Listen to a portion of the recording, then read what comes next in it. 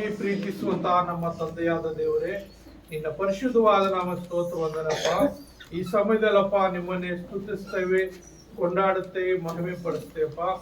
ಈ ಸಮಯದಲ್ಲಿ ವಾಕ್ಯಕ್ಕೆ ಹೋಗುವಾಗ ದೇವರಾತ್ಮನೇ ನೀವು ನನ್ನೊಟ್ಟಿಗಿದ್ದು ನೀವು ಮಾತನಾಡುವಾಗ ನಾವೆಲ್ಲರೂ ನಿನ್ನ ಮಾತನ್ನು ಕೇಳುವಂತೆ ಅಪ್ಪ. ಈ ವಾಕ್ಯದಾನ ಅನುಸಾರವಾಗಿ ಈ ದಿನ ನಮಗೇನು ಕಲಿಬೇಕೋ ಅದನ್ನು ನೀವು ಬೋಧಿಸಿ ನಿನ್ನ ವಾಕ್ಯಾನುಸಾರವಾಗಿ ನಡೆದುಕೊಳ್ಳುವಂತೆ ನೀವು ತಾನೇ ಸಹಾಯ ಮಾಡಿ ಆಶೀರ್ವದಿಸಬೇಕೆಂದು ಯೇಸು ಕ್ರಿಸ್ತನ ಹೆಸರಿನಲ್ಲಿ ಪ್ರಾರ್ಥಿಸುತ್ತೇನೆ ತಂದೆಯೇ, ಆಮೆನ್, ಆಮೆನ್. ಇವತ್ತಿನ ವಾಕ್ಯ ಅಂಶ ಮನಸ್ಸು. ಅಂದ್ರೆ ನಮ್ಮಲ್ಲಿ ಒಬ್ಬೊಬ್ರಿಗೆ ಒಂದೊಂದು ರೀತಿಯ ಮನಸ್ಸಿರುತ್ತೆ, ಒಬ್ಬೊಬ್ಬರಿಗೆ ಒಂದೊಂದು ರೀತಿಯ ಮನಸ್ಸಿರುತ್ತೆ. ಹಾಗಾಗಿ ಇಲ್ಲಿ ಪೇತ್ರನು ಆ ಒಂದು ತನ್ನ ಸಭೆಗೆ, ಅಲ್ಲಿರುವಂತ ಸಭೆಗೆ ಒಂದು ಮಾತು ಬರೀತಾ ಇದ್ದೀನಿ. ಏನಂದ್ರೆ 1 ಪೇತ್ರ 1ನೇ ಅಧ್ಯಾಯ 13ನೇ ವಚನ. ಮತ್ತೊಂದು ಸಾರಿ ಓದ್ಕೊಳ್ಳೋಣ.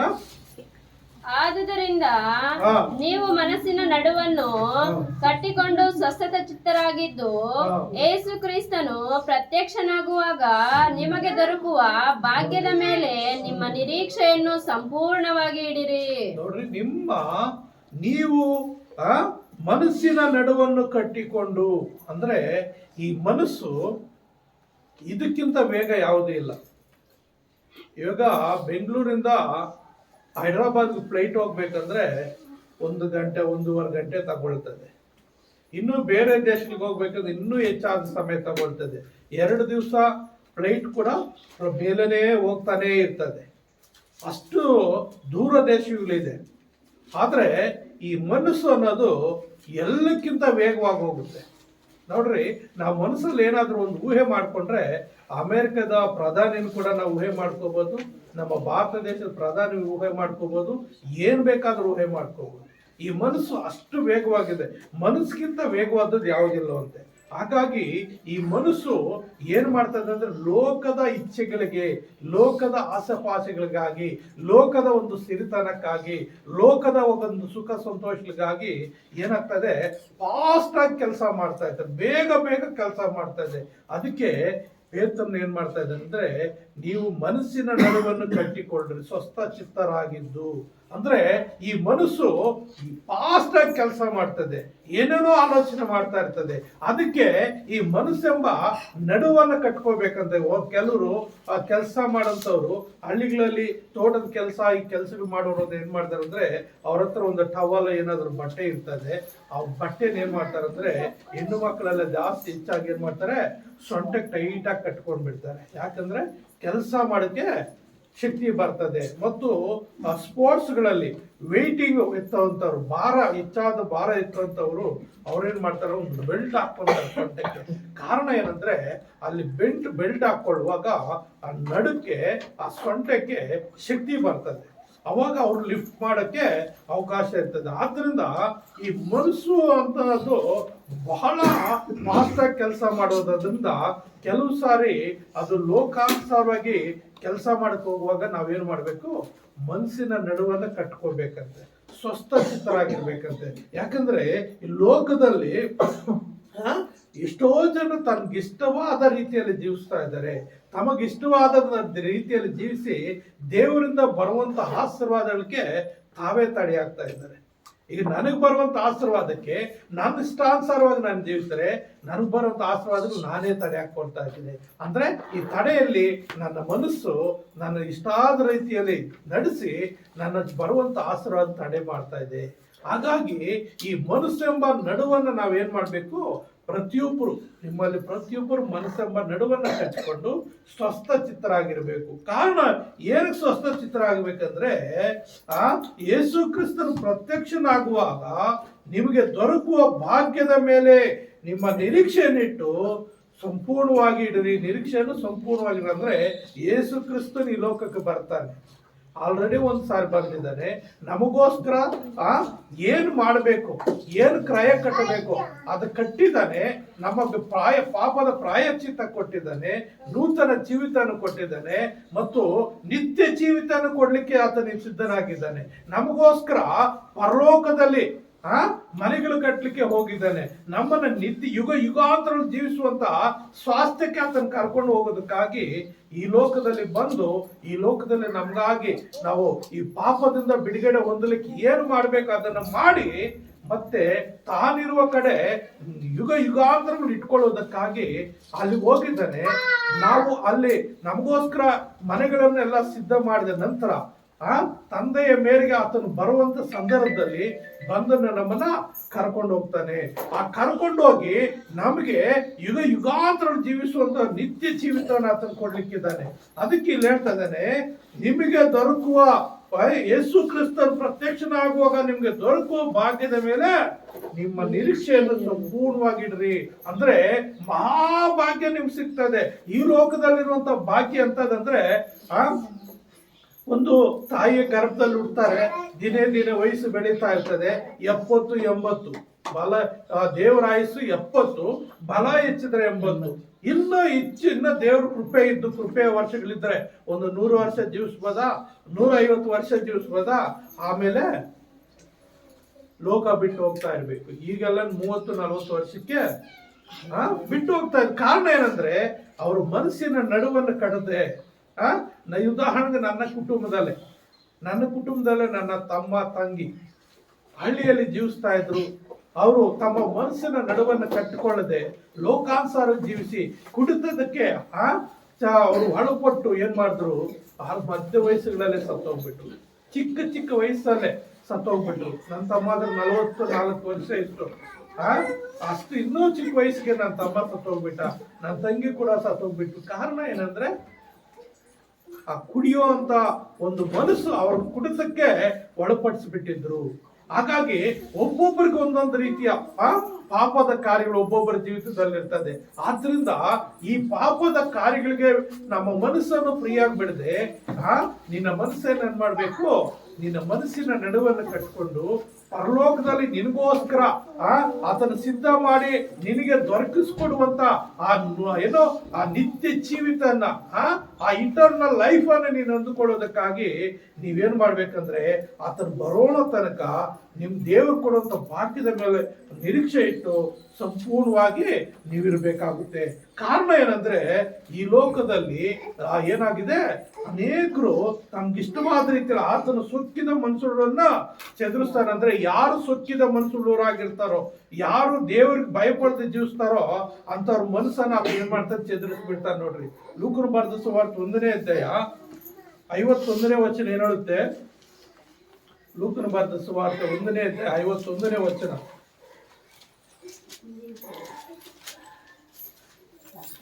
ಆತನು ತನ್ನ ಪರಾಕ್ರಮವನ್ನು ತೋರಿಸಿ ಸೊಕ್ಕಿದ ಮನಸ್ಸುಳ್ಳವರನ್ನು ಚದರಿಸಿ ಬಿಟ್ಟಿದ್ದಾನೆ. ನೋಡ್ರಿ, ಆತನು ತನ್ನ ಭುಜ ಪರಾಕ್ರಮವನ್ನು ತೋರಿಸಿ ಸೊಕ್ಕಿದ ಮನಸ್ಸುಳ್ಳವರನ್ನ ಯಾರು? ದೇವರು. ಯಾರು ಸೊಕ್ಕಿರ್ತಾರೋ ಅವ್ರನ್ನ ಏನ್ ಮಾಡ್ತಾನೆ ಅಂದ್ರೆ ದೇವ್ರು ಏನ್ ಮಾಡ್ತಾನೆ, ಚದುರಿಸಿಬಿಡ್ತಾನೆ. ಅವ್ರನ್ನ ಸರಿಯಾದ ರೀತಿಯಲ್ಲಿ ಸ್ಥಿರವಾಗಿ ನಿಲ್ಲೋದಕ್ಕೆ ಅವಕಾಶ ಕೊಡೋದಿಲ್ಲ. ಯಾಕಂದ್ರೆ ಈ ಲೋಕಾನುಸಾರವಾಗಿ ಎಷ್ಟೋ ಜನರು ದೇವರ ಒಂದು ಭಯಭಕ್ತಿ ಇಲ್ಲದೆ ದೇವರಿಗೆ ಇಷ್ಟವಿಲ್ಲದ ರೀತಿಯಲ್ಲಿ ಜೀವಿಸ್ತಾ ಇದ್ದಾರೆ. ಅಷ್ಟೇ ಅಲ್ಲದೆ ಅಂತವ್ರನ್ನ ಏನ್ ಮಾಡ್ತಾನೆ ಅಂದ್ರೆ ಅಂತವ್ರನ್ನ ಆತನು ಚದುರಿಸಿ ಬಿಡ್ತಾನೆ. ಪ್ರತಿಯೊಬ್ಬರನ್ನ ಚದುರಿಸಿ ಬಿಡುವ ಆತನಾಗಿದ್ದಾನೆ. ಯಾಕಂದ್ರೆ ಅವ್ರ ಮನಸ್ಸು ಏನಾಗಿದೆ, ಸೊಕ್ಕಿದ ಮನಸ್ಸು. ನಾನು 1000 ರೂಪಾಯಿ ಸಂಪಾದನೆ ಮಾಡ್ತೀನಿ, ನನ್ ದುಡ್ಡು, ನಾನು ಅದರೆಲ್ಲ ಕೆಲಸ ಮಾಡ್ತೀನಿ, ನನ್ ದುಡ್ಡು, ನನ್ನ ಇಷ್ಟ, ನೀನ್ ಯಾರು ಕೇಳೋದಿಕ್ಕೆ? ಕೆಲವರು ಸಾಯಂಕಾಲ ತಂದೆ ತಾಯಿಗಳ ಮೇಲೆ ಯುದ್ಧಕ್ಕೆ ಹೋಗ್ತಾರೆ. ಯವನಸ್ಥ ಮಕ್ಕಳು ಸಂಪಾದನೆ ಮಾಡಿ ಚೆನ್ನಾಗಿ ಹೊಟ್ಟೆ ತುಂಬಾ ಕುಡ್ದು ಒಬ್ಬರನ್ನ ಕಳಿಸಿ ಇಬ್ಬರನ್ನ ಸೇರಿಸ್ಕೊಂಡು ಎಷ್ಟೋ ಜನರು ಮೊನ್ನೆ ಯಾವುದೋ ಒಂದು ರೀತಿಯಲ್ಲಿ ನೋಡ್ತಾ ಇದ್ದೆ, ನನಗೆ ನೋಡಕ್ಕಾಗ್ಲಿಲ್ಲ, ತಡೆಬಿಟ್ಟೆ ಮುಂದಕ್ಕೆ. ಏನಂದ್ರೆ ಒಂದು ಸಣ್ಣ ಗುಂಡಿ ಇದೆ, ಯಾವುದೋ ಬೋರ್ವೆಲ್ ಹೋಗಿರೋಂಥದ್ದು ಬಾವಿ ಒಂದು ಗುಂಡಿ ಇದೆ. ವಯಸ್ಸಾದಂತ ಗಂಗಮ್ಮ ಅಂತ ವಯಸ್ಸಾದಂತ ತಾಯಿ ಸಣ್ಣಗಿದೆ, ಬಡಕಲಾಗಿ ಹೋಗಿದ್ದಾಳೆ. ಆಕೆಯನ್ನು ತಗೊಂಡೋಗಿ ತಲೆ ಕೆಳಕಾಗಿ ಕಾಲುಗಳ ಮೆತ್ತಿ ಅದರಲ್ಲಿ ಬಿಟ್ಬಿಟ್ಟ. ಕುಡಿದು ಆ ಮತ್ತಿನಲ್ಲಿ ನಿನ್ಗೆ ಯಾಕೆ ನಾನು ಊಟ ಕೊಡ್ಬೇಕು, ನೀನ್ ಯಾಕೆ ನಾನು ಸಾಯ್ಬೇಕು? ಸಹಾಯ ಮಾಡಬೇಕು, ಸತ್ತು ಹೋಗುವಂತ. ಆದ್ರೆ ಆ ಸಣ್ಣ ಮಗು ಆದ್ರಿಂದ ಎಷ್ಟು ಕಷ್ಟಪಟ್ಟು ಸಾಕಿರ್ತಾರೆ. ಇಷ್ಟ ದುರ್ಮಾರ್ಗರು ಏನಾಗಿರುತ್ತೆ, ಸುಕ್ಕು ಇರ್ತಾರೆ. ನಾನು ದುಡ್ಡು ಸಂಪಾದನೆ ಮಾಡ್ತೀನಿ, ನಾನು ಇದು ಮಾಡ್ತೀನಿ ಅಂತೇಳಿ. ನಮ್ಮ ಲೈನಲ್ಲಿ ಮುನಿಯಂಟಮ್ಮ ಅಂತ ಒಬ್ರು ಮಾತಾಡ್ತಾರೆ. ಎಲ್ಲಿಂದ ಅವರು, ಬೆಂಗಳೂರಿಂದ. ಅವರು ಹಂಗೆ, ಅವ್ರ ಮಗ ಹಂಗೆ 1200 ರೂಪಾಯಿ ಸಂಪಾದನೆ ಮಾಡ್ತಾನೆ, 1 ರೂಪಾಯಿ ಕೊಡಲ್ಲಂತೆ. ಒಬ್ಬೇ ಮಗನು, ದೊಡ್ಡ ಮಗನ ಹೋಗಿದ್ದಾನೆ, ಟಿಕೆಟ್ ತಗೊಂಡು ಕುಡಿದು ಟಿಕೆಟ್ ತಗೊಂಡು ಹೋಗಿದ್ದಾನೆ. ಅವ್ರು ಬಿಡ್ರೆ ಅವ್ರು ಪಾಡು ಸಪರೇಟ್ ಇದ್ದಾರೆ, ಸೊಸೆ ಮೊಮ್ಮಕ್ಕಳು. ಇವನೊಬ್ಬನು ಇನ್ನೂ ಮದುವೆ ಆಗಿಲ್ಲ, 30-32 ವರ್ಷ ಆಗ್ತಾ ಇದೆ, ಸಣ್ಣಕ್ಕಿದ್ದಾನೆ. 1200 ರೂಪಾಯಿ ಸಂಪಾದನೆ ಮಾಡ್ತಾನಂತೆ, 1 ರೂಪಾಯಿ ಕೊಡಲ್ಲಂತೆ. ತಾಯಿಗೆ 1 ರೂಪಾಯಿ ಕೊಡಲ್ಲಂತೆ. ಅದೇನು, ನನ್ನ ದುಡ್ಡು ನಾನಿದ್ದು. ಆ ಅಮ್ಮನ ನನ್ನ ಮಗ ಕುಡಿತಾನೆ ಅಂದ್ರೆ ಅವ್ರ ತಾಯಿನೇ ಹೊಡೆಕ್ ಹೋಗ್ತಾನಂತೆ. ನನ್ನ ಬಗ್ಗೆ ಎಲ್ರಿಗೂ ಕುಡಿತೀಯ ಅಂತ ಹೇಳ್ತಾನೆ. ಕುಡಿತಾನೆ ಅಂತ ಹೇಳ್ತೀಯ ಅಂತೇಳಿ ನೀನು ಲೈನ್ಗೆ ಹೋಗ್ಬೇಡ ಅಂತ ಗಲಾಟೆ ಮಾಡ್ತಾನಂತೆ. ನೋಡ್ರಿ, ಇಂಥ ಮಕ್ಕಳು. ಆದ್ರಿಂದ ಈ ಸುಕ್ಕಿದಂತ ಮನುಷ್ಯನ ಏನ್ ಮಾಡ್ತಾನೆ, ದೇವ್ರು ಕೂಡ ಒಂದೊಂದ್ಸಾರಿ ಸೈತಾನ್ಗೆ ಒಪ್ಪಿಸ್ಕೊಟ್ಬಿಡ್ತಾನೆ. ಇವರು ನನ್ನವರಲ್ಲ, ಇವರು ನಿನ್ನವರು ಅಂತೇಳಿ ದೇವರು ಸೈತಾನ್ಗೆ ಒಪ್ಪಿಸ್ಬಿಡ್ತಾನೆ. ಆದ್ರಿಂದ ಅಂತವ್ರನ್ನ ಏನ್ ಮಾಡ್ತಾನೆ, ಆತನ ಚದರಿಸಿ ಬಿಡ್ತಾನೆ. ಆದ್ರೆ ನಾವು ಎಫೆಸ 2ನೇ ಅಧ್ಯಾಯ 3ನೇ ವಚನದಲ್ಲಿ ಅಲ್ಲಿ ಏನ್ ಹೇಳ್ತಾನೆ ಅಂದ್ರೆ, ಎಫೆಸ 2ನೇ ಅಧ್ಯಾಯ 3ನೇ ವಚನ, ಶರೀರ ಭಾವದ ಆಶೆಗಳಿಗೆ ಅಧೀನರಾಗಿ ಶರೀರಕ್ಕೂ ಮನಸ್ಸಿಗೂ ಸಂಬಂಧಪಟ್ಟ ಇಚ್ಛೆಗಳನ್ನು ನೆರವೇರಿಸುತ್ತಾ ನಡೆದು ಮಿಕ್ಕಾದವರಂತೆ ಸ್ವಭಾವಿಸಿದ್ದವರಾಗಿ ದೇವರ ಕೋಪಕ್ಕೆ ಗುರಿಯಾಗಿದ್ದೆವು. ನೋಡ್ರಿ, ನೀನು ನಾನು ನಾವೆಲ್ಲರೂ ಹಿಂದಿನ ದಿನಮಾನಗಳಲ್ಲಿ ಯೇಸು ಕ್ರಿಸ್ತನ ಕಂಡುಕೊಳ್ಳೋ ದಿನಮಾನಗಳಲ್ಲಿ ನಾವು ಕೂಡ ಏನಾಗಿದ್ದೀವಿ ಅಂದ್ರೆ, ನಾವು ಕೂಡ ಹಾಗೆ ಇದ್ದೀವಿ. ಏನಂತ ಇನ್ನೂ ಸ್ವಲ್ಪ ಮೇಲೆ ಓದುವಾಗ ಏನಾಗ್ತದೆ ಅಂದ್ರೆ, ಅಲ್ಲಿ ಶರೀರ ಭಾವದ ಆಸೆಗಳಿಗೆ ಅಧೀನರಾಗಿ ಶರೀರಕ್ಕೂ ಮನಸ್ಸಿಗೂ ಸಂಬಂಧಪಟ್ಟ ಇಚ್ಛೆಗಳನ್ನು ನೆರವೇರಿಸುತ್ತಾ. ಏನಂತ, ಶರೀರಕ್ಕೂ ಮನಸ್ಸಿಗೂ.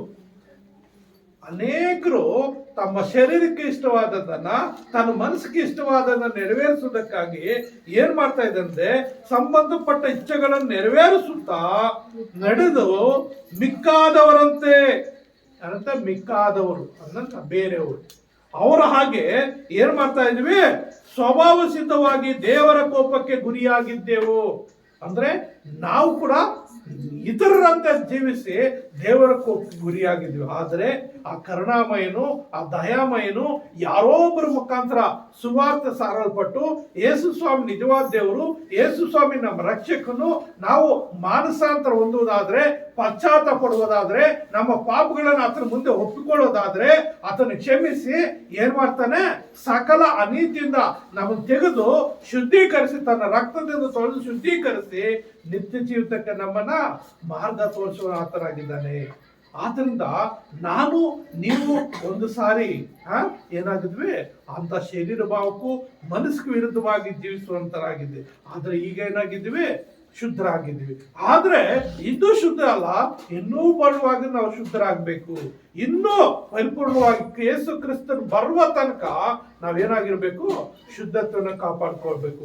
ಇಲ್ಲ, ನಾವು ಈ ಲೋಕವನ್ನು ತ್ಯಜಿಸುವ ತನಕ ನಾವು ಶುದ್ಧತ್ವವನ್ನು ಕಾಪಾಡ್ಕೊಳ್ಬೇಕು.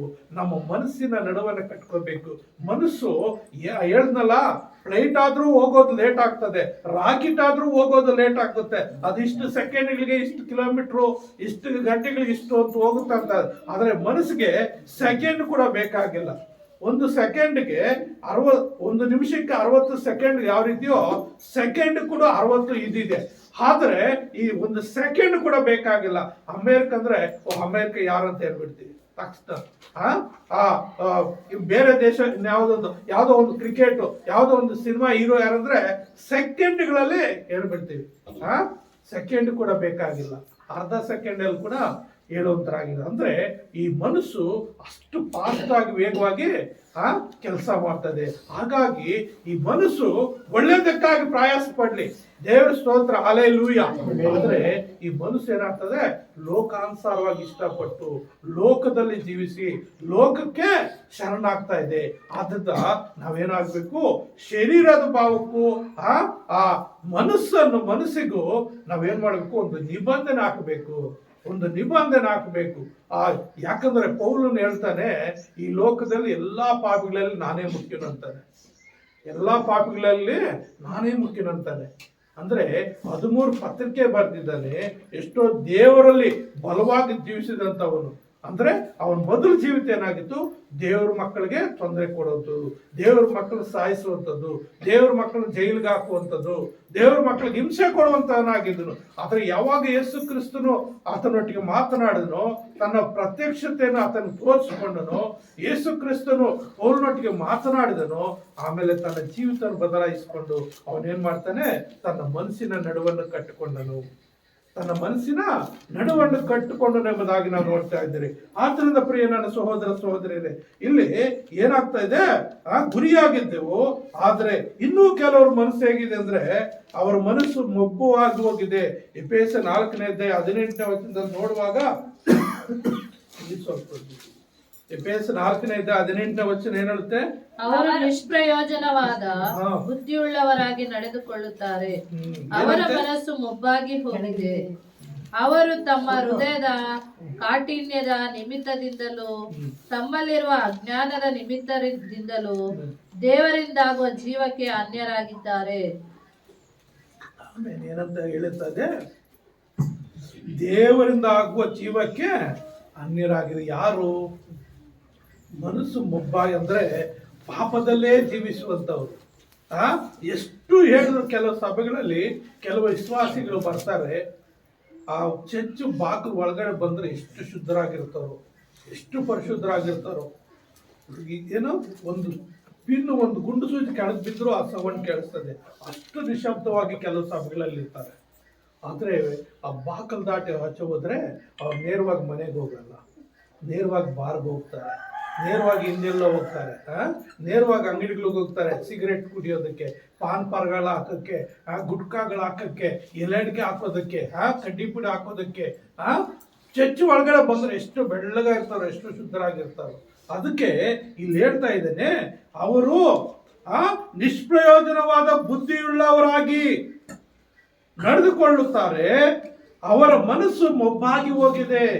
ಅಂದ್ರೆ ಅವ್ರ ಮನಸ್ಸು ಮೊಬ್ಬಾಗಿದ ಸೈತಾನ ಅವರಲ್ಲಿ ತಾಂಡವಾಡ್ತಾ ಇದ್ದಾನೆ. ಅವರು ಅನೇಕರು ನಟನೆ ಜೀವಿತ ಮಾಡ್ತಾ ಇದ್ದಾರೆ ಸಭೆಗಳಲ್ಲಿ. ಬೇರೆಯವ್ರ ಕತೆ ಬಿಟ್ಬಿಟ್ರಿ, ಸಭೆಗಳಲ್ಲಿ ದೇವರ ಮಕ್ಕಳು ಅನ್ಸ್ಕೊಂಡಂತವ್ರೆ ನಟನೆ ಜೀವಿತ ಮಾಡ್ತಾರೆ. ಅವ್ರ ಮನಸ್ಸು ಏನಾಗಿದೆ, ಮುಪ್ಪಾಗೋಗಿದೆ. ನಾನು ಬೆಳಿಗ್ಗೆನೆ ಇವತ್ತು ಮೋಡ ಮುಚ್ಕೊಂಡಿದ್ದಕ್ಕೆ ಫೋನ್ ಮಾಡಿ, ನಾವು ಟಿಫನ್ ಮಾಡ್ತಾರೆ, ಉತ್ತಮ ತಗೊಂಡ್ರಮ್ಮ, ಲೈಟ್ ಹಾಕ್ರಮ್ಮ, ಬೆಳಗ್ಬೇಕು, ಕತ್ತಲಾಗುತ್ತೆ. ನೋಡ್ರಿ, ಯಾಕೆ ಕತ್ತಲಲ್ಲಿ ನಾವು ಇರಬಾರ್ದು, ಬೆಳಕಲ್ಲಿ ಇರಬೇಕು. ಬೈಬಲ್ ಓದಕ್ಕೆ ಕಷ್ಟ ಆಗ್ತಾ ಇದೆ ಅಂತ ಹೇಳಿ ಮುಂಜಾಗ್ರತೆಯಿಂದ. ಹಾಗೆ ಅನೇಕರು ಏನ್ ಮಾಡ್ತಾರೆ ಅಂದ್ರೆ, ಇಲ್ಲಿ ಬೆಳಕಂದ್ರೆ ಆಗಲ್ಲ ಅವ್ರಿಗೆ, ಅವ್ರ ಜೀವಿತ ಬೆಳಕಂದ್ರೆ ಆಗಲ್ಲ, ಕತ್ತಲ ಜೀವಿತನೇ ಅವ್ರಿಗೆ ಇಷ್ಟ. ಆದ್ರೆ ಇಲ್ಲಿ ದೇವರ ವಾಕ್ಯ ಸ್ಪಷ್ಟ, ಅವರ ಮನಸ್ಸು ಮೊಬ್ಬಾಗಿ ಹೋಗಿದ, ಅವರು ತಮ್ಮ ಹೃದಯದ ಕಾಠಿಣ್ಯದ ನಿಮಿತ್ತದಿಂದಲೂ ತಮ್ಮಲ್ಲಿರುವ ಅಜ್ಞಾನದ ನಿಮಿತ್ತದಿಂದಲೂ ದೇವರಿಂದ ಆಗುವ ಜೀವಕ್ಕೆ ಅನ್ಯರಾಗಿದ್ದಾರೆ. ಯಾರು? ದೇವರ ಒಂದು ಭಯಭಕ್ತಿ ಇಲ್ಲದೆ ತಮ್ಮ ಮನಸ್ಸನ್ನು ಇಷ್ಟಾನುಸಾರ ಬಿಟ್ಟು, ತನ್ನ ಮನಸ್ಸು ಏನೇನು ಹೇಳ್ತದೋ ಅದನ್ನೆಲ್ಲ ಪ್ರಕಾರ ನಡೆದುಕೊಂಡು ಅದರ ಪ್ರಕಾರ ಪಾಪದಲ್ಲಿ ಬಿದ್ದೋಗಿ ಏನ್ ಮಾಡ್ತಾ ಇದ್ದಾರೆ, ದೇವರಿಂದ ಆಗುವಂತ ನಿತ್ಯ ಜೀವಿತ. ಈ ಲೋಕ ಎಷ್ಟು ವರ್ಷ ಇರ್ತದೆ ನಮ್ಗೆ ಗೊತ್ತಿಲ್ಲ, ನಾವು ಎಷ್ಟು ವರ್ಷ ಬದುಕ್ತೀವಿ ನಮ್ಗೆ ಗೊತ್ತಿಲ್ಲ, ಇವ್ ಚರ್ಚಿಗೆ ಬಂದ್ವಿ, ಮನೆಗೆ ಹೋಗ್ತೀವೋ ಇಲ್ವೋ ಗೊತ್ತಿಲ್ಲ. ಆದ್ರೆ ನಾವೇನಾಗಿದ್ವಿ ಅಂದ್ರೆ, ಈ ಲೋಕದಲ್ಲಿ ಏನೋ ಇಲ್ಲೇ ಒಂದು ಗೂಟ ಹೊಡ್ಕೊಂಡು, ಒಂದು ಚಾರ್ಪಣಿ ಹಾಕೊಂಡು, ಟೈಟ್ ಆಗಿ ಕಟ್ಕೊಂಡು ಇಲ್ಲೇ ಜೀವಿಸೋರಾಗಿ ಈ ಲೋಕದಲ್ಲಿ ಇಷ್ಟಾನುಸಾರವಾಗಿ ಜೀವಿಸ್ತಾ ಇದೆ ಅನೇಕರು, ಇಷ್ಟಾನುಸಾರವಾಗಿ ಜೀವಿಸ್ತಾರೆ. ಆದ್ರೆ ಈ ಲೋಕ ಯಾರಿಗೂ ಶಾಶ್ವತವಲ್ಲ. ಶಾಶ್ವತವಾದ ಲೋಕ ದೇವರ ಲೋಕ, ದೇವರಂತ ಸ್ಥಳ ಇಲ್ಲ. ಪಾಪದಲ್ಲ ಬಿದ್ದರು ಶಾಶ್ವತವಾದ ಒಂದು ಲೋಕ ದೇವರಿಟ್ಟಿದ್ದಾನೆ ಪಾಪದಲ್ಲಿರೋರಿಗೆ. ಏನದು? ನರಕ. ನರಕದಲ್ಲಿ ಕೂಡ ಅವರು ಏನು ಹೋದ ತಕ್ಷಣ ಬೆಂಕಿಯಲ್ಲಿ ಹಾಕ್ತಾರೆ, ಸುಟ್ಟೋಗಲ್ಲ. ಯುಗ ಯುಗಾಂತರ ದೇವರ ರಾಜ್ಯ ಎಷ್ಟು ಯುಗಗಳಿರ್ತದೋ ಅಷ್ಟು ಯುಗಗಳು ನರಕ ಇರ್ತದೆ. ನಾವು ದೇವರ ರಾಜ್ಯದಲ್ಲಿ ದೇವ್ರನ್ನ ಆರಾಧನೆ ಮಾಡ್ಕೊಂಡಿರ್ತೀವಿ, ಅವರು ಅಷ್ಟು ವರ್ಷಗಳು ಬೆಂಕಿಯಲ್ಲಿ ಸುಡ್ತಾನೆ ಇರ್ತಾರೆ, ಶಿಕ್ಷೆ ಅನುಭವಿಸ್ತಾ ಇರ್ತದೆ. ಆದ್ದರಿಂದ ಪ್ರಿಯ ನನ್ನ ಸಹೋದರ ಸಹೋದರಿ, ಇಲ್ಲಿ ದೇವರ ವಾಕ್ಯ ಏನ್ ಹೇಳ್ತಾ ಇದೆ? ದೇವರಿಂದ ಆಗುವ ಜೀವಕ್ಕೆ ಅನ್ಯರಾಗಿದ್ದಾರೆ. ಅಂದ್ರೆ ಅವ್ರು ಅನ್ಯರಾಗಿದ್ದಾರೆ. ಯಾರು? ಮನಸ್ಸು ಬಂದ ಹಾಗೆ ಜೀವಿಸುವಂತವ್ರು. ಆದರೆ ದೇವರನ್ನು ಅರಿತುಕೊಂಡು ದೇವರ ಇಷ್ಟಾನುಸಾರವಾಗಿ ತಮ್ಮ ಮನಸ್ಸಿನ ನಡುವನ್ನು ಕಟ್ಟಿಕೊಂಡು ಹೋಗಂತವ್ರೆ ದೇವರು ಸಹಾಯಕನಾಗಿದ್ದು, ಸಂಗಡನಾಗಿದ್ದು ಅವ್ರನ್ನ ಕಾಪಾಡುವ ಆತನಾಗಿದ್ದಾನೆ. ಆದ್ದರಿಂದ ಪ್ರಿಯ ನನ್ನ ಸಹೋದರ ಸಹೋದರಿ, ನಾವು ಇನ್ನೊಂದು ವಚನ ಓದ್ಕೊಳ್ಳೋಣ. ರೋಮಾಪುರದವರು ಬರೆದ ಪತ್ರಕ್ಕೆ 1:21 ವಚನದಲ್ಲಿ ಏನ್ ಹೇಳುತ್ತೆ? ಯಾಕೆಂದರೆ ದೇವರ ವಿಷಯವಾಗಿ ಅವರಿಗೆ ತಿಳುವಳಿಕೆ ಇದ್ದರೂ ಅವರು ಆತನನ್ನು ದೇವರೆಂದು ಘನಪಡಿಸಲಿಲ್ಲ, ಆತನ ಉಪಕಾರಗಳನ್ನು ನೆನೆಸಿ ಆತನನ್ನು ಸ್ತುತಿಸಲಿಲ್ಲ. ಅವರು ವಿಚಾರ ಮಾಡಿ ಫಲ ಕಾಣಲಿಲ್ಲ. ವಿವೇಕವಿಲ್ಲದೆ ಅವರ ಮನಸ್ಸು ಕತ್ತಲಾಯಿತು. ನೋಡ್ರಿ, ಯಾರ ಮನಸ್ಸು ದೇವರಿಗೆ ಭಯಪಡದೆ ಜೀವಿಸುವಂತವ್ರು, ದೇವ್ರ ಮಾತು ಕೇಳದೆ ಇರ್ತವಂತವ್ರು ಚರ್ಚಿಗೆ ಬರ್ತಾರೆ, ಅವ್ರ ಮನಸ್ಸು ಎಲ್ಲೋ ಇರ್ತದೆ. ವಾಕ್ಯ ಓದಲ್ಲ, ಒಂದು ಪ್ರೇಯರ್ ಮಾಡಲ್ಲ, ಒಂದು ಹಾಡಾಡೋದಿಲ್ಲ, ಸುಮ್ಮನೆ ಬರ್ತಾರೆ ಚರ್ಚಿಗೆ. ಆದರೆ ಅವ್ರ ಮನಸ್ಸೆಲ್ಲೋ ಇರಲ್ಲ. ಅನೇಕ ಕುಟುಂಬಗಳಲ್ಲಿ ಇದು ನಡೀತಾ ಇದೆ. ಅನೇಕ ಕುಟುಂಬಗಳು ವರ್ಷಗಟ್ಟಲಾದ್ರೂ ಆಶೀರ್ವಾದ ಇಲ್ಲ ಅಂದ್ರೆ ಕಾರಣ ಏನಂದ್ರೆ ಅವ್ರ ಮನಸ್ಸು ದೇವರ ಹತ್ರ ಇಲ್ಲ, ಅವ್ರ ಮನಸ್ಸು ಎಲ್ಲೋ ಇದೆ. ಎಲ್ಲೋ ಇರೋದ್ರಿಂದ ಏನಾಗ್ತಾ ಇದೆ ಅಂದ್ರೆ ಅವ್ರ ಮನಸ್ಸು ಕತ್ತಲಾಗಿದೆ. ಅಂದ್ರೆ ಇನ್ನೂ ಪಾಪದಲ್ಲೇ ಜೀವಿಸ್ತಾ ಇದ್ದಾರೆ. ಕತ್ತಲು ಅಂದ್ರೆ ಪಾಪಕ್ಕೆ ಸೂಚನೆ, ಬೆಳಕು ಅಂದ್ರೆ ನಿತ್ಯ ಜೀವಿತಕ್ಕೆ ಸೂಚನೆ, ಪರಿಶುದ್ಧತೆಗೆ ಸೂಚನೆ. ಹಾಗಾಗಿ ಕತ್ತಲಿಗೂ ಬೆಳಕಿಗೂ ಒಡನಾಟ ಏನು ಅಂತಾನೆ ದೇವರು. ಅಪ್ಪ ಅವ್ರ ಕತ್ತಲಯ್ಯ, ಆ ಕತ್ತಲಿಗೂ ನೀವು ಬೆಳಕು, ಅವ್ರಿಗೂ ನಿಮ್ಗೆ ಸಮ ಏನು ಅಂತ ಹೇಳ್ತಾನೆ. ಕತ್ತಲು ಕತ್ತಲೆ, ಬೆಳಕು ಬೆಳಕೆ. ಯಾರಲ್ಲಿ ಕತ್ತಲು ಹೋಗ್ಬೇಕಂತದೋ ಅವ್ರೇನ್ ಮಾಡ್ಬೇಕು? ಅವ್ರ ಮನಸ್ಸನ್ನ ನಡುವನ್ನು ಕಟ್ಟಿಕೊಂಡು ಬೆಳಕಿನ ಕಡೆ ಬಂದ್ರೆ ಆ ಬೆಳಕು ಅವರಲ್ಲಿ ಪ್ರವೇಶಿಸುವಾಗ, ಆ ದೇವರು ಅವರೊಟ್ಟಿಗೆ ಇರುವಾಗ ಆ ಕತ್ತಲು ಯಾವತ್ತಿಗೂ ಹತ್ರ ಬರೋದಿಲ್ಲ. ಅನೇಕರು ಏನ್ ಮಾಡ್ತಾ ಇದ್ದಾರೆ ಅಂದ್ರೆ ಪಾಪದಲ್ಲೇ ಇದ್ದಾರೆ. ಅಲ್ಲಿ ಇನ್ನೊಂದು ವಚನ ನೋಡ್ಕೊಳ್ಳೋಣ. 28ನೇ ವಚನ ಓದಮ್ಮ. ಇದಲ್ಲದೆ ದೇವರ ಜ್ಞಾನವು ಅವರಿಗೆ ಇಷ್ಟ ಇಲ್ಲದಿದ್ದರಿಂದ ಅಲ್ಲದ ಕೃತ್ಯಗಳನ್ನು ನಡೆಸುವರಾಗುವಂತೆ ದೇವರು ಅವರನ್ನು ಅನಿಷ್ಟ ಭಾವಕ್ಕೆ ಒಪ್ಪಿಸಿದನು. ನೋಡ್ರಿ, ಅನಿಷ್ಟ ಭಾವಕ್ಕೆ ಒಪ್ಪಿಸಿಬಿಡ್ತಾನೆ. ಯಾರು ಮನಸ್ಸು ದೇವ್ರ ಕಡೆಗೆ ತಿರ್ಸ್ಕೊಳ್ಳಲ್ವೋ, ದೇವರೊಂದು ಭಯಭಕ್ತಿ ಜೀವಿಸಲ್ವೋ, ದೇವ್ರ ಇಷ್ಟಾನುಸಾರ ಜೀವಿಸಲ್ವೋ, ದೇವ್ರು ಏನ್ ಮಾಡ್ತಾನೆ? ನೋಡಿ ನೋಡಿ ನೋಡಿ ಆಮೇಲೆ ಏನ್ ಮಾಡ್ತಾನೆ? ಅನಿಷ್ಟ ಭಾವಕ್ಕೆ ನೀವು ಹೋಗ್ರಿ, ಕತ್ತಲಲ್ಲೇ ಜೀವಿಸ್ರಿ, ಪಾಪದಲ್ಲೇ ಜೀವಿಸ್ರಿ. ಇಲ್ಲ ನಿಮ್ಗೆ ಮುಂದೆ ಐತೆ ಮಾರಿ ಹಬ್ಬ. ಎಲ್ಲಿ? ನಾನು ಬರ್ತೀನಲ್ಲ 2ನೇ ಬರೋಣದಲ್ಲಿ, ಬಂದು ನಿಮ್ಮನ್ನೆಲ್ಲ ಮೇಲಕ್ಕೆ ತಗೊಂಡೋಗ್ತೀನಲ್ಲ, ನ್ಯಾಯ ತೀರ್ಪಿನಲ್ಲಿ ಕುತ್ಕೊಳ್ತೀನಲ್ಲ, ಅವಾಗ ನಿಮ್ಗೆ ವಿಧಿಸುವಂತ ಶಿಕ್ಷೆ ಎತ್ತದಿರುತ್ತೆ, ಘೋರವಾಗಿರ್ತದೆ. ಅದಕ್ಕಾಗಿ ಈ ಲೋಕದಲ್ಲಿ ನೀವು ಎಷ್ಟು ಬುದ್ಧಿ ಹೇಳಿದ್ರು ನೀವು ಮಾರ್ಪಟ್ಟಲ್ಲ ಅಂತೇಳಿ ಏನ್ ಮಾಡ್ತಾರೆ? ಅನಿಷ್ಟ ಭಾವಕ್ಕೆ ಒಪ್ಪಿಸಿಬಿಡ್ತಾನೆ. ಈ ಲೋಕದಲ್ಲಿ ಕೂಡ ಅನಿಷ್ಟ ಭಾವಕ್ಕೆ, ಪಾಪಕ್ಕೆ ದೇವರ ಬಿಟ್ಟು ಬಿಡ್ತಾನಂತೆ. ಹೇಳ್ತಾನೆ ಹೇಳ್ತಾನೆ ಹೇಳ್ತಾನೆ ಹೇಳ್ತಾನೆ, ಕೇಳಲಿಲ್ಲ ಅಂದ್ರೆ ಮಾಡ್ತಾನೆ, ಸೈತಾನ್ನೇ, ಇವ್ ನನ್ನ ಮಗನಲ್ಲ, ಇವ್ ನಿನ್ನ ಮಗನು, ನಿನ್ ಜೊತೆಗೆ ತಗೊಂಡ್ಬಿಡು. ಪರಲೋಕದಲ್ಲಿ ಸೈತಾನ್ ಯಾರು? ದೇವ್ರನ್ನೇ 2ನೇ ಸ್ಥಾನದಲ್ಲಿ ಇದ್ದಂಥವ್ರು, ದೇವರ ಆರಾಧಕನು. ಯಾವಾಗ ಅವನಲ್ಲಿ ಸ್ವಾರ್ಥ ಹುಟ್ಟು ಬಂತೋ, ಯಾವಾಗಲೂ ದೇವರಿಗೆ ಗೊತ್ತಿಲ್ಲದೆ ಅವನ ಒಳ ರಾಜಕೀಯ ಮಾಡಿ ದೂತರನ್ನೆಲ್ಲ ತನ್ನ ಕಡೆ ಎಳ್ಕೊಂಡು, ಅವಾಗ ದೇವರು ತಿಳ್ಕೊಂಡು ಆ ದೂತರನ್ನ, ಆ ಸೈತಾನ ಎಲ್ಲರೂ ಭೂಮಿ ಮೇಲೆ ದಬ್ಬಿ ಬಿಡ್ತಾರೆ. ಅವಾಗ ಆ ಸ್ಥಾನ ಅವ್ರು ಕಳ್ಕೊಳ್ತಾರೆ. ಒಂದು ವೇಳೆ ಅಲ್ಲಿ ಹೋಗ್ಬೋದು ಅವರು, ಆದ್ರೆ ಅಲ್ಲಿ ನಿಲ್ಲಕ್ಕಾಗಲ್ಲ, ಅವ್ರಿಗೆ ಸ್ಥಳ ಇಲ್ಲ. ಅವ್ರ ಸ್ಥಳ ಇಲ್ಲ. ಆದ್ರಿಂದ ಪ್ರಿಯರೇ, ಹಾಗಾಗಿ ಇಲ್ಲಿ ಮುಂದಕ್ಕೆ ನಾವು ನೋಡುವಾಗ ಅಲ್ಲಿ ನಾನು ಎಲ್ಲ ಲೆಕ್ಕ ಹಾಕಿ ಇಟ್ಟಿದ್ದೀನಿ. ಅಲ್ಲಿ ಸುಮಾರು ಒಂದು 23 ಪಾಪಗಳೇನಿದೆ ನೋಡ್ರಿ. 29-30ನೇ ವಚನದಲ್ಲಿ ಓದುವಾಗ ಅಲ್ಲಿ ಒಂದೊಂದು ನೋಡಮ್ಮ, ಅಲ್ಲೇ ಓದಮ್ಮ 20ನೇ ವಚನದಿಂದ 29ರಿಂದ. ಹೇಗೆಂದರೆ ಅವರು ಸಕಲ ವಿಧವಾದ ಅನ್ಯಾಯ, ದುರ್ಮಾರ್ಗತನ, ಲೋಲೋಪಿ, ದುಷ್ಟುತಗಳಿಂದಲೂ, ಹೊಟ್ಟೆ ಕಿಚ್ಚು, ಕೊಲೆ, ಜಗಳ, ಮೋಸ, ಹಗೆತನಗಳಿಂದಲೂ ತುಂಬಿದವರಾದರು. ಅವರು ಕಿವಿ ಊದುವವರು, ಚಾಡಿ ಹೇಳುವವರು, ದೇವರನ್ನು ದ್ವೇಷಿಸುವವರು, ಸೊಕ್ಕಿನವರು, ಅಹಂಕಾರಿಗಳು, ಬಡಾಯಿ ಕೊಚ್ಚಿಕೊಳ್ಳುವವರು, ಕೇಳನ್ನು ಕಲ್ಪಿಸುವವರು, ತಂದೆ ತಾಯಿಗಳ ಮಾತನ್ನು ಕೇಳದವರು, ವಿವೇಕವಿಲ್ಲದವರು, ಮಾತಿಗೆ ತಪ್ಪದವರು, ಮಮತೆ ಇಲ್ಲದವರು, ಕರುಣೆ ಇಲ್ಲದವರು ಆದರು. ನೋಡ್ರಿ, ಇಂಥವುಗಳನ್ನ ನಡೆಸುವವರು ಮರಣಕ್ಕೆ ಪಾತ್ರರಾಗಿದ್ದಾರೆಂಬ ದೈವ ವಿಧಿಯು ಅವರಿಗೆ ತಿಳಿದಿದ್ದರೂ ಅವರು ತಾವೇ ಅವುಗಳನ್ನು ಮಾಡುವುದಲ್ಲದೆ ಮಾಡುವವರನ್ನು ಅನುಮೋದಿಸುತ್ತಾರೆ. ನೋಡ್ರಿ, ತಾವು ಕೆಡೋದಲ್ದೆ ಬೇರೆಯವ್ರನ್ನು ಕೆಡಿಸ್ತಾರಂತೆ. ನೋಡಿ ಎಷ್ಟು ಕಾರ್ಯಗಳಿದೆ. ಇಲ್ಲೊಂದು ಕಡೆ ಇಷ್ಟು ಕಾರ್ಯಗಳಿದೆ ಅಂದ್ರೆ ಇನ್ನು ಸತ್ಯವೇದದಲ್ಲಿ ಹುಡುಕಿದರೆ ಎಷ್ಟು ಕಾರ್ಯಗಳಿರ್ತದೆ ಮನುಷ್ಯನಲ್ಲಿ. ಹಾಗಾಗಿ ನಾವೇನಾಗಿರ್ಬೇಕು? ಎಚ್ಚರವುಳ್ಳವರಾಗಿರ್ಬೇಕು. ಎಚ್ಚರವುಳ್ಳವರಾಗಿ ಕೊಲೊಸ್ಸೆ 2ನೇ ಅಧ್ಯಾಯ 18ನೇ ವಚನ ಏನ್ ಹೇಳುತ್ತೆ? ಕೊಲೊಸ್ಸೆ 2ನೇ ಅಧ್ಯಾಯ 18ನೇ ವಚನ. ಕೆಲವರು ಅತಿ ವಿನಯದಲ್ಲಿಯೂ ದೇವದೂತರ ಪೂಜೆಯಲ್ಲಿಯೂ ಆಸಕ್ತರಾಗಿದ್ದಾರೆ. ತಮಗೆ ದರ್ಶನಗಳಾದವೆಂದು ಕೊಚ್ಚಿಕೊಳ್ಳುತ್ತಾರೆ ಮತ್ತು ಪ್ರಾಪಂಚಿಕ ಬುದ್ಧಿಯಿಂದ ನಿರಾಧಾರವಾಗಿ ಉಬ್ಬಿಕೊಂಡಿದ್ದಾರೆ. ಆದರೆ ಕ್ರಿಸ್ತನೆಂಬ ಶಿರಸ್ಸನ್ನು ಒದಿಕೆಯನ್ನು ಬಿಟ್ಟವರಾಗಿದ್ದಾರೆ. ಇಂಥವರು ನಿಮಗೆ ದೊರಕಿರುವ ಬಿರುದನ್ನು ಅಪಹರಿಸುವುದಕ್ಕೆ ಅವಕಾಶ ಕೊಡಬೇಡಿರಿ. ಆ ಶಿರಸ್ಸಿನಿಂದಲೇ ದೇಹವೆಲ್ಲ ಕೀಲು ನರಗಳು ಮೂಲಕ ಬೇಕಾದ ಸಹಾಯವನ್ನು ಹೊಂದಿ ಒಂದಾಗಿ ಕೂಡಿಸಲ್ಪಟ್ಟ ದೇವರು ಕೊಡುವ ವೃದ್ಧಿಯಿಂದ ಅಭಿವೃದ್ಧಿ ಆಗುತ್ತಾ ಬರುತ್ತದೆ. ನೋಡ್ರಿ ಎಷ್ಟು ಸ್ಪಷ್ಟವಾಗಿ ಬರೆದಿದ್ದಾರೆ.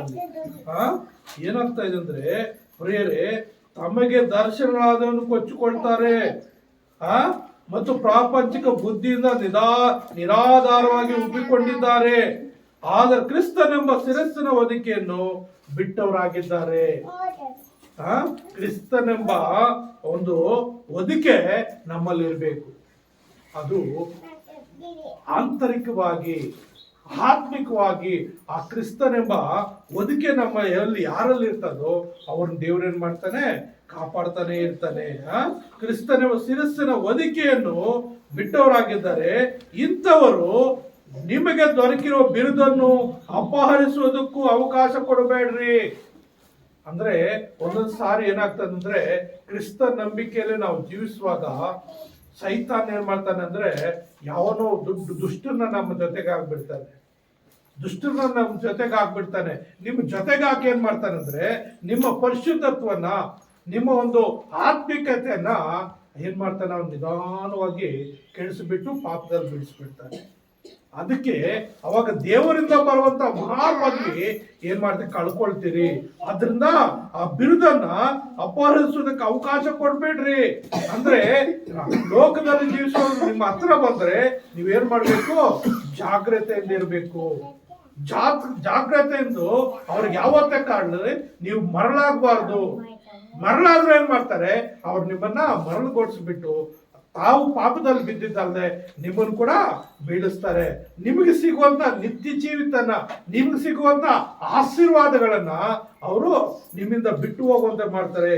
ಆ ಶಿರಸ್ಸಿನಿಂದ ದೇಹವೆಲ್ಲ ಕೀಲು ನರಗಳ ಮೂಲಕ ಬೇಕಾದ ಸಹಾಯವನ್ನು ಹೊಂದಿ ಒಂದಾಗಿ ಕೂಡಿಸಲ್ಪಟ್ಟು ದೇವರು ಕೊಡುವ ವೃದ್ಧಿಯನ್ನು ಅಭಿವೃದ್ಧಿಯಾಗುತ್ತಾ ಬರುತ್ತದೆ. ಅಂದ್ರೆ ಅವರ ಸಹವಾಸ ಬಿಟ್ಟು ದೇವರಲ್ಲಿ ನಾವು ಜೀವಿಸುವಾಗ ದೇವರೇನ್ ಮಾಡ್ತಾನೆ? ನಿಮ್ಮನ್ನ ಆಶೀರ್ವಾದ ಮಾಡ್ತಾನೆ. ದೇವರು ನಿಮ್ಮೊಟ್ಟಿಗೆ ವೃದ್ಧಿ ಮಾಡ್ತಾ ಇರ್ತಾನೆ.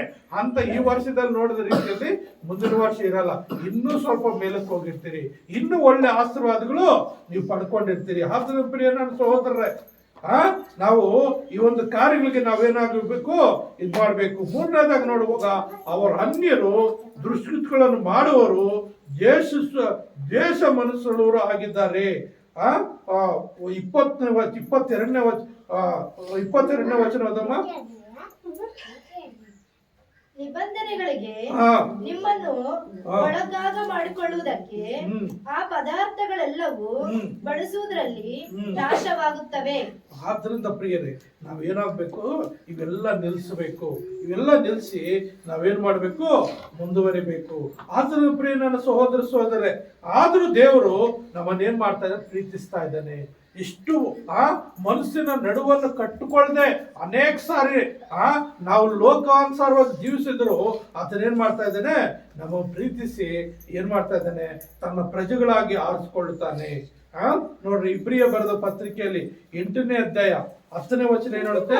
ಇಬ್ರಿಯರ್ ಬರೆದ ಪತ್ರಿಕೆ 8ನೇ ಅಧ್ಯಾಯ 10ನೇ ವಚನದಲ್ಲಿ, ಆ ದಿನಗಳು ಬಂದ ಮೇಲೆ ನಾನು ಇಸ್ರಾಯೇಲ್ ವಂಶದವರೊಂದಿಗೆ ಮಾಡಿಕೊಳ್ಳುವ ಒಡಂಬಡಿಕೆ ಹೀಗಿರುವುದು, ನನ್ನ ಆಜ್ಞೆಗಳನ್ನು ಅವರ ಮನಸ್ಸಿನಲ್ಲಿ ಇಡುವೆನು. ನೋಡ್ರಿ ಏನಂತೆ, ನನ್ನ ಆಜ್ಞೆಗಳನ್ನು ಅವ್ರ ಮನಸ್ಸಿನಲ್ಲಿ ಇಡುವೆನು. ಅಂದ್ರೆ ದೇವರ ಆಜ್ಞೆ, ದಸಾಜ್ಞೆಗಳು ಏನಿದೆಯೋ ಆಜ್ಞೆಗಳು ಯಾರ ಮನಸ್ಸಲ್ಲಿ ಇರ್ತದೋ ಆಜ್ಞೆ ಒಂದೊಂದನ್ನು ಅವ್ರು ಚುಚ್ಚುತ್ತಾ ಇರ್ತದೆ. ದಾರಿ ತಪ್ಪೋದಕ್ಕೆ ಬಿಡೋದೇ ಇಲ್ಲ. ಏನೋ ದಾರಿ ತಪ್ಪು ಹೋಗೋದಕ್ಕೆ ಬಿಡೋದಿಲ್ಲ. ಏನ್ ಹೇಳ್ತಾ ಇದ್ದ ಆತನು, ಆ ದಿನಗಳು ಬಂದ ಮೇಲೆ ನಾನು ಇಸ್ರಾಯೇಲ್ ವಂಶದವರೊಂದಿಗೆ ಮಾಡಿಕೊಳ್ಳುವ ಒಡಂಬಡಿಕೆ ಹೀಗಿರೋದು. ಯಾವ ದಿನಗಳು?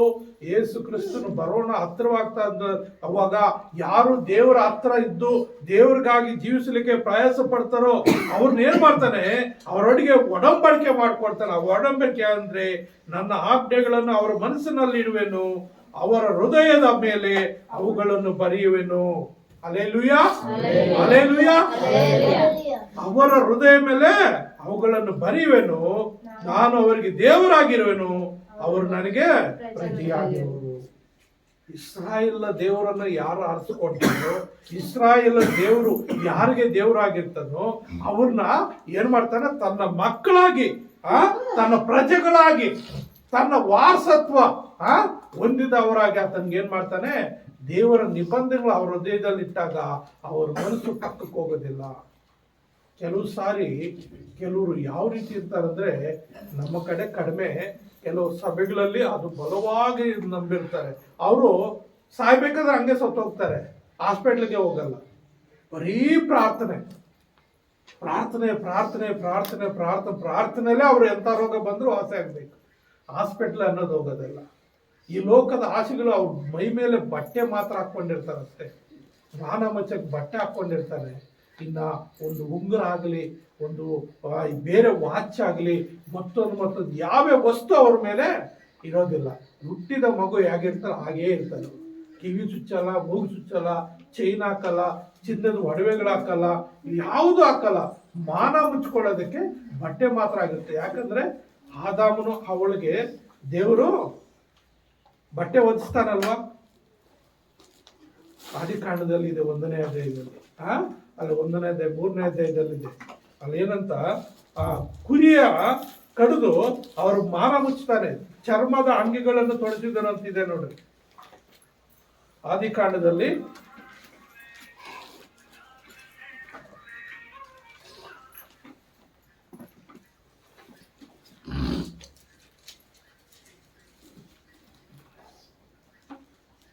ಆ 21ನೇ ಅಧ್ಯಾಯ 21ನೇ ವಚನ, ಯೆಹೋವ ದೇವರು 3ನೇ ಅಧ್ಯಾಯ 21ನೇ ವಚನ. ಆದಾಮನಿಗೂ ಅವನ ಹೆಂಡತಿಗೂ ಚರ್ಮದ ಅಂಗಿಗಳನ್ನು ಮಾಡಿ ತೊಡಿಸಿದನು. ನೋಡ್ರ, ಯಾಕಂದ್ರೆ ಅವ್ರು ತಿನ್ನಬಾರ್ದ ಹಣ್ಣು ತಿಂದುಬಿಟ್ರು, ಪಾಪ ಮಾಡ್ಬಿಡ್ತಾರೆ.